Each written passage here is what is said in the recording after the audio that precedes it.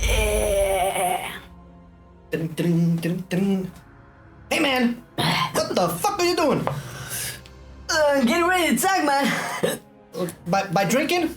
Are you a dumbass? Two dumbasses, man. Well, let me get a sip. So. How does that even work, man?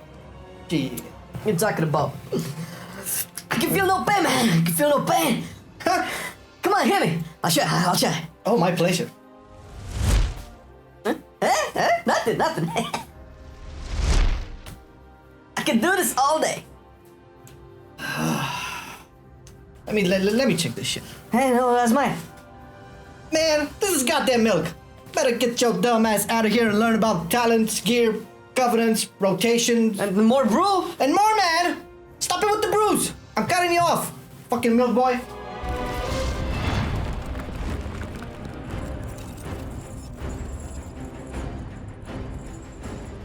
But don't chug too many brews because you might forget to subscribe and enable those bell thingies. You know what it is, you know what time it is. It's that time where we tell you to do 2 clicks to help the video out. Actually, it does really help us out and we are really grateful if you do that. And it obviously helps you out as well because you will be getting pretty much all of our content that way in your feed because we do other things besides guides like class podcasts and tier lists and streams, and I think that's about it right now. But hey, these are pretty cool, and if you want to catch any of these and you know when we post them live, click that bell thingy. Thank you. Now let's see what's brewing in the talent section. For the level 15 talent row, all options are viable. Eye of the Tiger will be your ideal single target and raid option. It adds a small damage over time on the target when you Tiger Palm them.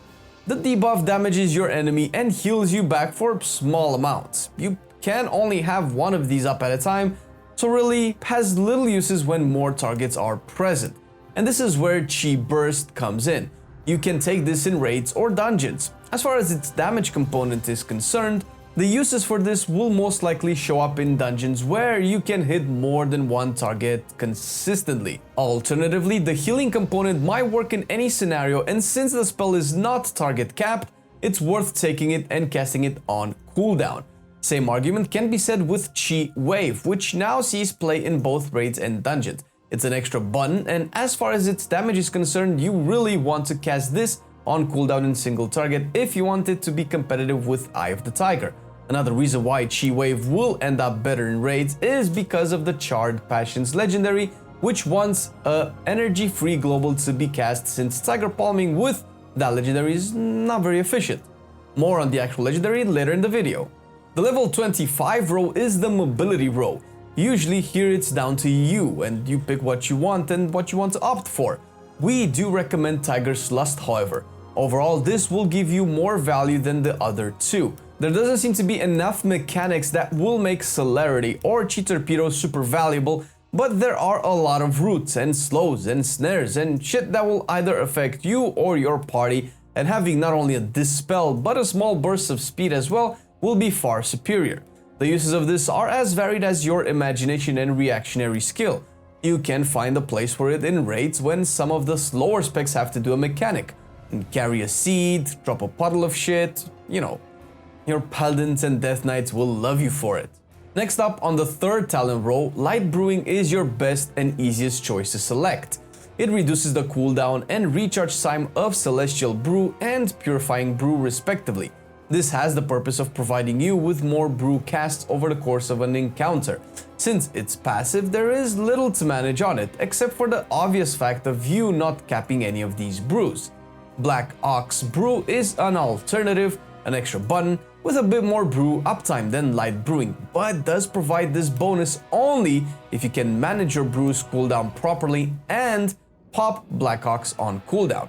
To get at least the same amount of value out of Black Ox as you do from light brewing, you will need to play your rotation optimally and cast the cooldown as soon as it becomes available. This is very difficult to optimize since as a tank, you have to be reactive and sometimes press something that may not be resource or cooldown efficient, and whenever you sacrifice brew cooldown reduction optimization, keep Celestial Brew on cooldown or Black Ox on cooldown, you almost immediately lose value you would have otherwise gained from light brewing.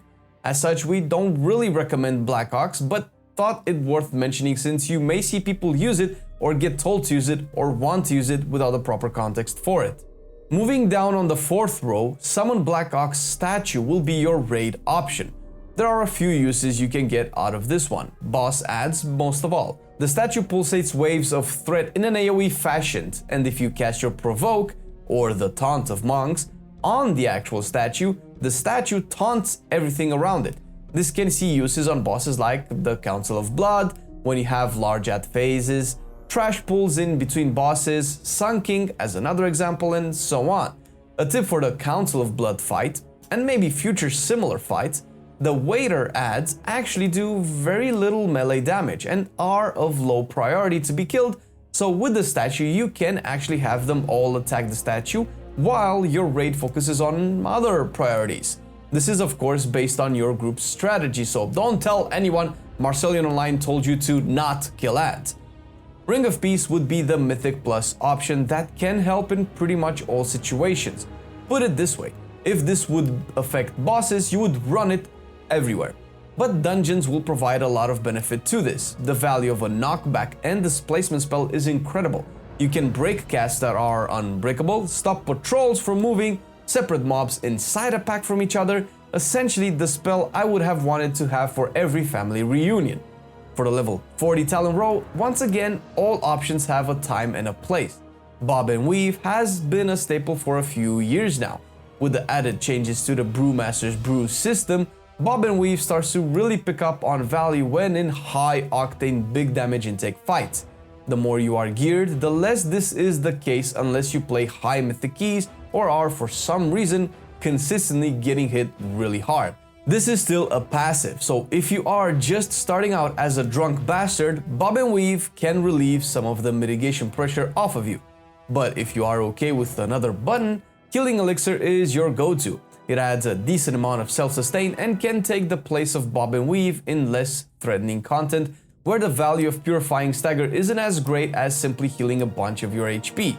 Lastly, Dampen Harm is on the other end of the spectrum. If you are progressing through the raid and are under-geared or making big pulls in dungeons, or simply want another defensive option for some of those tank busters or tank squashers, Dampen Harm will add a lot of value to that. The bigger the hit, the better. Again, all options are viable, each having its own niche in which it will outperform the other two.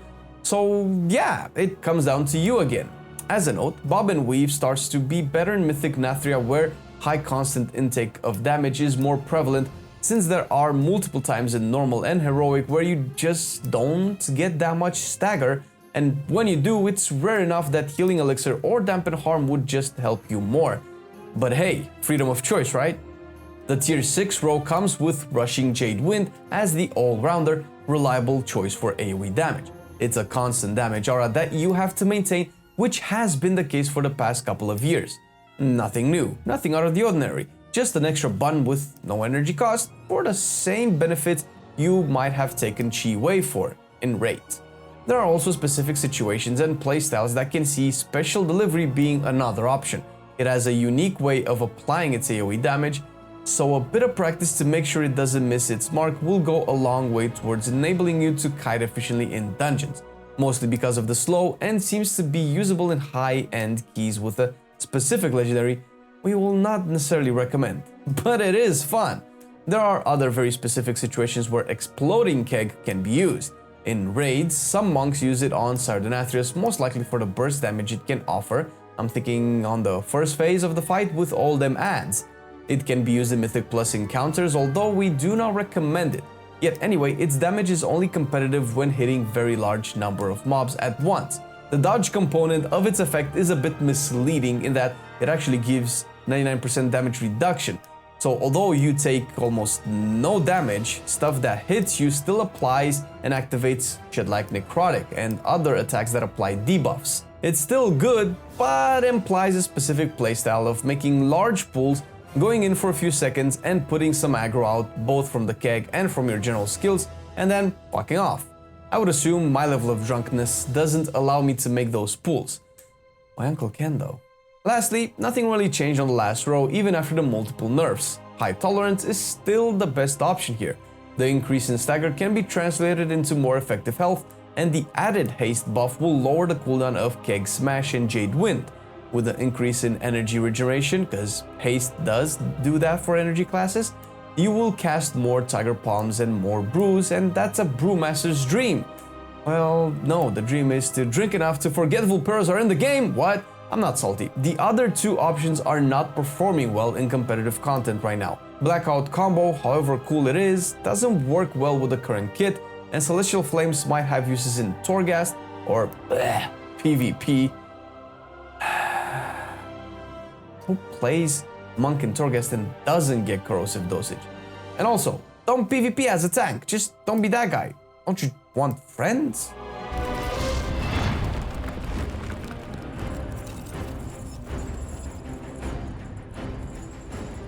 Tanks cannot really sim for stats unless you just want to sim for your best DPS stats and gear. Outside of that, eye level will be your go-to. Eye level adds a large amount of stats to begin with, and agility is just a big source of your tankiness and damage. You won't have agility on every gear piece, and on those and agility gear with the same eye level, you will want to look towards mastery and versatility and crit. All of these are more or less equal in terms of tankiness, because this will be a good reference point on what items to pick if you want to be as tanky as you could be. Haste obviously goes to the bottom. If you are mega geared and or doing content below your eye level, you can opt to have a bit more damage, and with that comes versatility and crit at the top, equally valuable. Haste lower and mastery at the very bottom this time. Although mastery increases your attack power, the value of the other options is just higher when it comes to damage. With the addition of dual wield for Brewmasters in Shadowlands, you ideally want two weapons, mostly for the value of enchants. Celestial Guidance is your all-around best option. It procs fairly often with an agility buff which works for single target and AoE, because weapon enchants usually are there for damage. Agility has obvious tankiness value as well. Lightless Force can be your offhand for AoE scenarios, ideally dungeons, while Sinful Revelations will add more single target damage in raid. For your chest, use Eternal Stats with the Heavy Desolate Armor Kit. The stats are self-explanatory, while the armor kit is also self-explanatory. Stamina, man, what do you want? Monks have the least amount of health out of all of the tanks. Just take the goddamn stamina. Use Eternal Agility for your boots and Fortified Avoidance for your cloak. As far as the cloak goes, you can actually go with any option available. Avoidance, however, just adds the most amount of damage reduction in the current content of Nathria and Prideful dungeons that see a plethora of AoE damage sticks on the entire group. For your sockets and rings, you can start with Versatile Jewel Clusters and Tenet of Versatility, respectively, but feel free to replace them with Crit. Crit not only gives you more damage, but works to increase the amount of healing you get through Celestial Fortune, which covers the majority of a Brewmaster's self-sustain coupled with survivability. Potions will also be aimed at damage.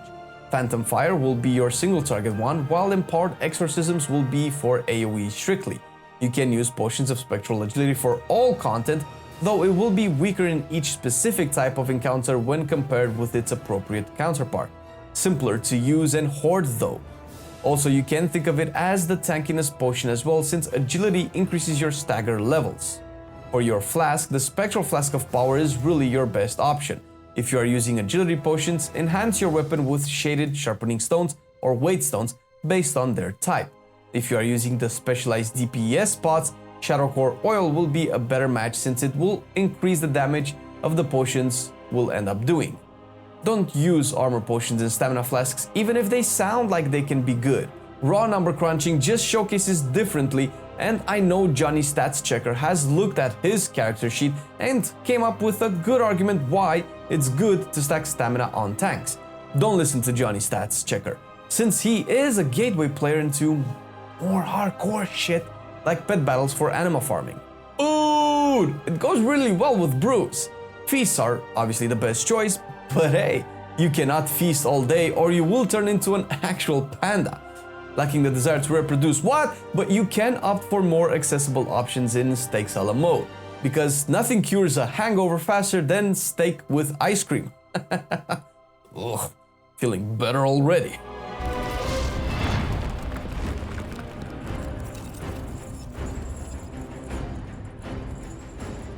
Right now, there are two main viable covenants Brewmasters can use with Kyrian and Necrolords, although the Necro Boys are looming over the 9.1 horizon with some promises made. You can opt for a Necrolord since Bone Dust Brew is essentially synergizing the best with your kit, mechanically at least. Because of it being a brew, you will have its cooldown reduced through your brew management kit and hence have it more often than the other two specs. When combined with Emony and a tight melee group, Lead by Example will give everyone main stat and you as well, up to 12% agility every time you use your Bone Dust Brew.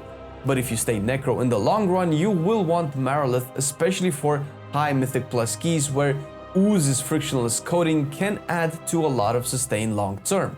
And after the changes to Fleshcraft and Ultimate Form, Fleshcraft turns into a legit defensive cooldown, 20% damage reduction, and HP regen are pretty nice. Heimer can also be nice with some passive damage traits and some crit fuels. Kyrian, however, seems to be the best at the moment. Weapons of Order will add a 10% mastery buff, reset the Keg Smash cooldown, and make it debuff the enemies so they take 8% increased damage from you, which can stack up to 4 times. Mastery gives you dodge, and Keg Smash is your highest damage ability overall. Add the Pelagos Soulbinds Conduit with the Combat Meditation trait for even more mastery, and Let Go of the Past for some added magic damage reduction. In saying that, I have been seeing more and more Brewmasters use Mechanicos instead. Its bronze call to action can be good and bad since the knockback needs to be controlled. Not much of an issue in raids though, but the damage is good for the parses, man, those parses! Forge Light Filter is a misleading trait that seems to be a sustain option that eats up a charge of your file. Losing a charge when you might actually need it is not ideal when learning the fight or spec or both. Not to mention that Mechanicos is usually the best for damage output, not something you would want as you are getting comfortable with the spec.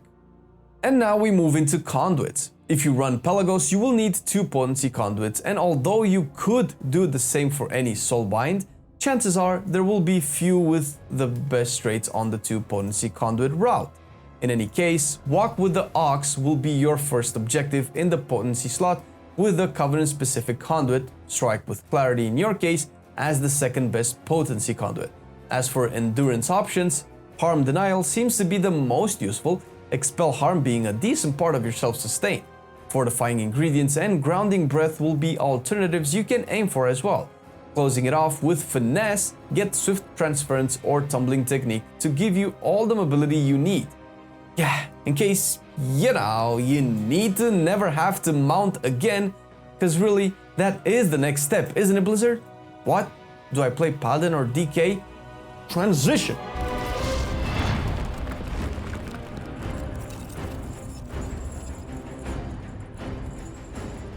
Depending on the content you do, trinkets can differ in value. Some of the top performing ones are Splinter Heart of Valar. This essentially is a cheat death that sees tremendous value in very high mythic keys where you actually do run the risk of dying.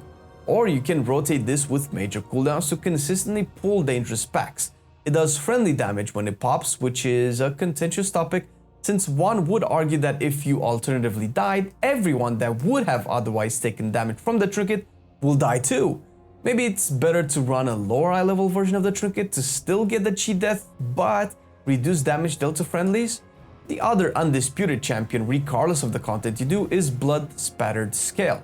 This one is an on-use effect with a damage dealing and absorb shield buffing effect on up to 5 targets, being more potent the more targets you end up hitting. This is the best trinket for any tank by a mile.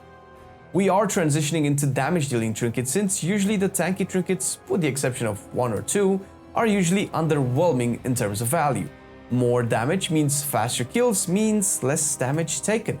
To kind of bridge the gap between both worlds, Stone Legion's Heraldry is an overall good trinket if you are raiding for it and can be much better with more people wearing it. Hateful Chain is another versatile option with both the damage and the healing component, while Dreadfire Vessel and File of Putrefaction are 2 of the best DPS options out there. But really, you can actually sim trinkets if DPS is your goal, or go to websites like bloodmallet.com or herodamage.com. As for the legendaries, Storm Stout's Last Keg is maybe the best one overall. You might recall its effect from Legion's Legendary if I'm correct. But nevertheless, the extra keg smash charge and 30% more damage will make it easier to not only hold aggro but actually deal decent damage. It works even better with Bone Dust Brew and Weapons of Order and in general AoE scenarios, usually Mythic plus dungeons. However, the Legendary will indirectly increase your brew uptime through the extra charge of Keg Smash, hence giving your mitigation, Celestial Brew, more accessibility for raid mechanics. Charred Passions will see most uses in raids once you are comfortable with the encounters and maybe have a bit of gear. Charred Passions will bring more damage to the table, which will be more valuable when your eye level is higher, since tanks get significantly tankier with gear, making the need of a defensive legendary less demanding. It will also give you 100% uptime on the debuff from Breath of Fire for an astronomical 1% more damage reduction overall. Mighty Pour is one of the more defensive-oriented legendaries that we mentioned earlier that we will not recommend. It usually sees plays in very high Mythic Plus content where its value can be exploited. Not something we recommend you start with, but it's worth keeping it on your radar if you are intending to push high keys.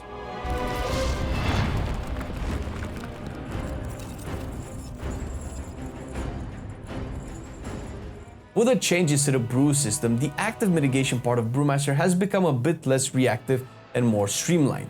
Your stagger is how much damage out of a hit you take will not be dealt to your face, but instead transformed into a dot that slowly chips away at your HP for 10 seconds.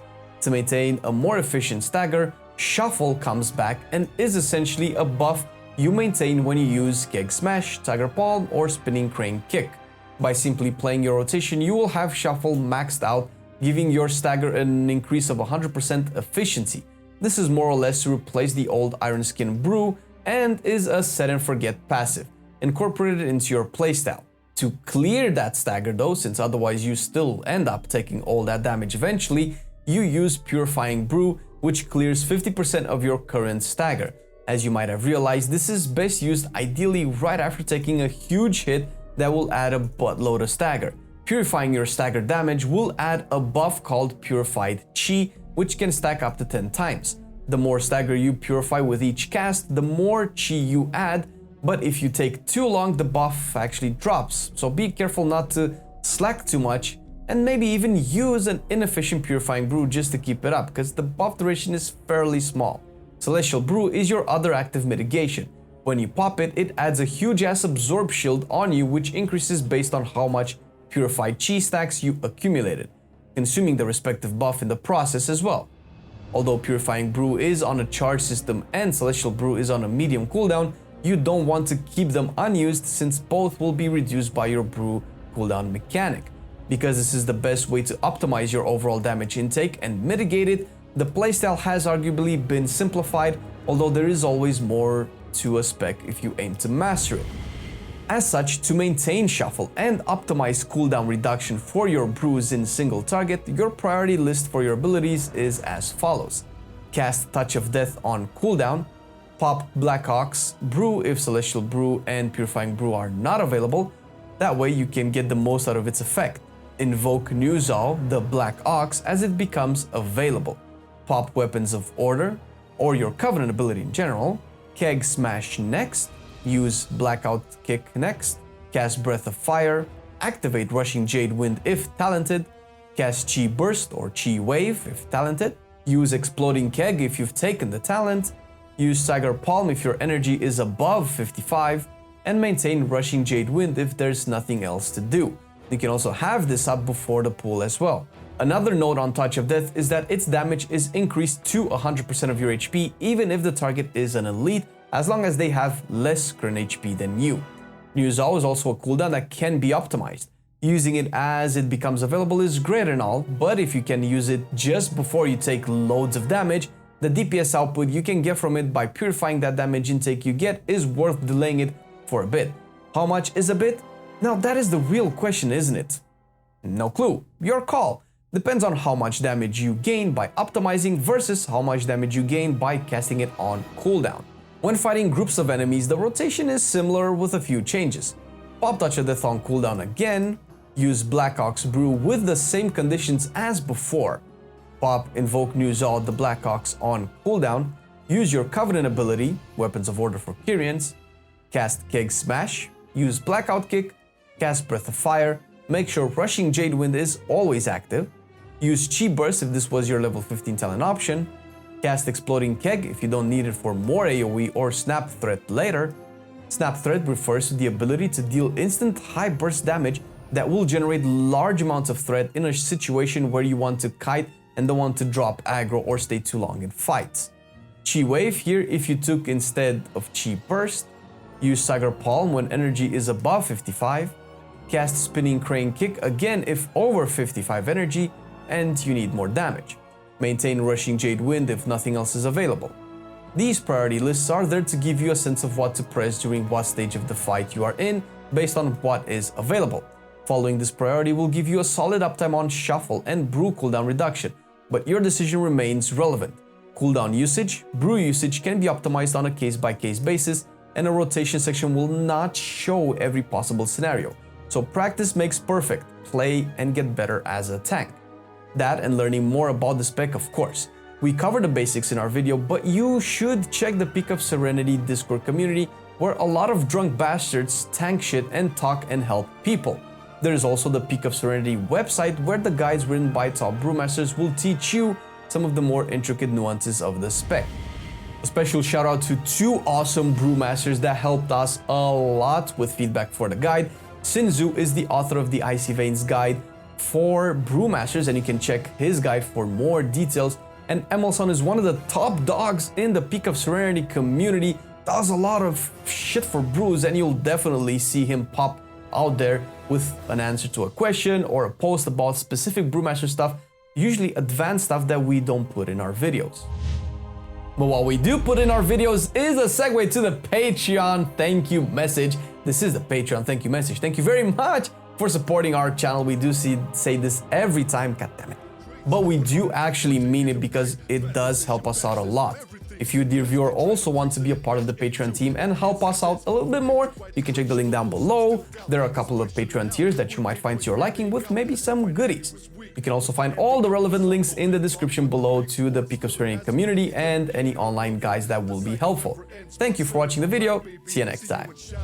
I've been loving it then, I still love it now. Still, I play WoW. Still, I play WoW. Getting better every day, let me show you how. Cause still, I play WoW. Still, I play WoW. It's getting harder to stay, but at the end of the day, it's a guilty pleasure, so just log in and play. Whether it's classic or retail, I'ma do a /bow. Still, I play WoW.